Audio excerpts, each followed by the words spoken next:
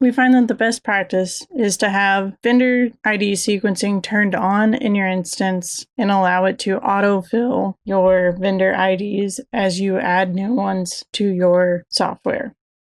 But we also understand that each company has its own unique needs. So let me walk you through turning off vendor sequencing.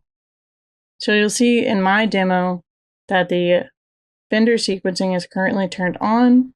So I cannot override whatever the system is going to generate when I add a new vendor. For more information on that, you can click on the question mark and it will give you a little more background information. So to turn it off, as an admin, I'm going to go to Accounts Payable, Setup, Configuration. I'm going to scroll down to the Document Sequencing section. Then under Vendors, I'm simply going to remove this. Hit Save.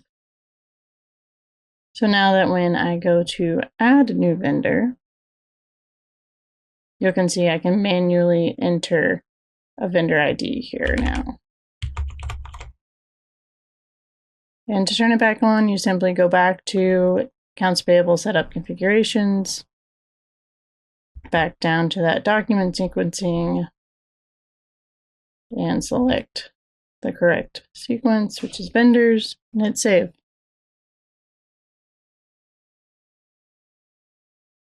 So you'll see it's back on to the auto sequence.